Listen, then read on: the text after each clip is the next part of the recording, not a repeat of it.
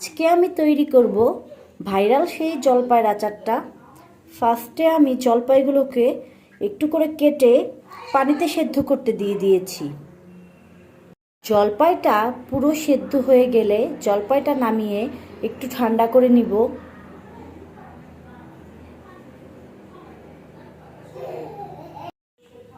জলপাইয়ের আচারের মধ্যে দেওয়ার জন্য সুন্দর একটা মশলা তৈরি করছি।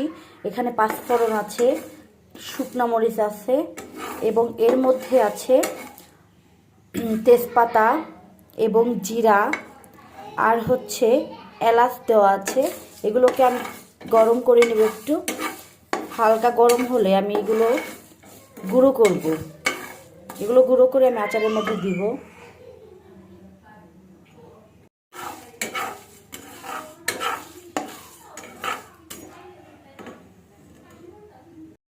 রসুনগুলোকে ছুলে নিয়েছি।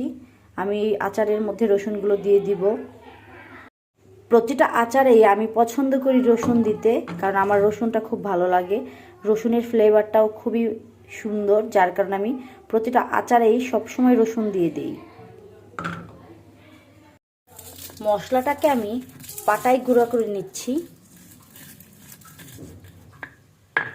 মশলা রেডি। এই মশলাটা আমি আচারের মধ্যে দিয়ে দিব।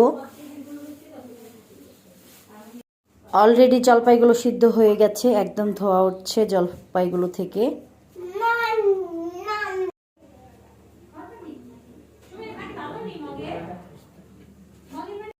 সরিষার তেল,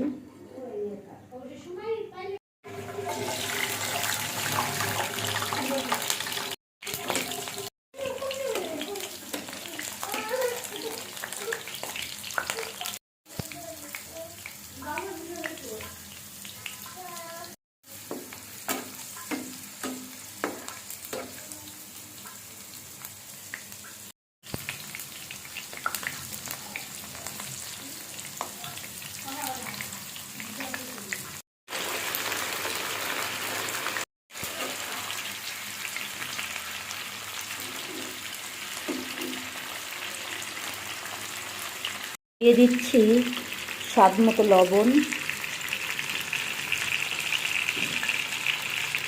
স্বাদ মতো চিনি দিয়ে দিচ্ছি।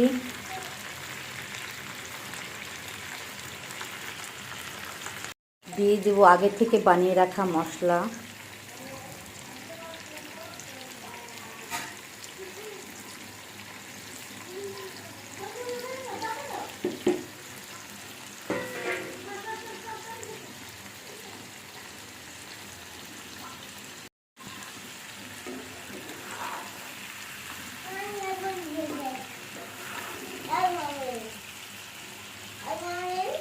এখন আমি আচারটাকে কষিয়ে নিব, ভালোভাবে কষানো শেষ করব।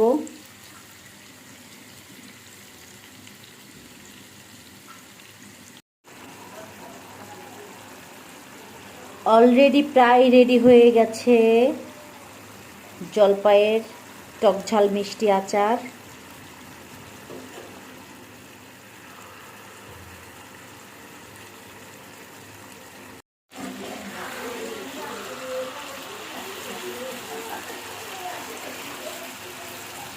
হয়ে গেছে আমার জলপাইয়ের আচার।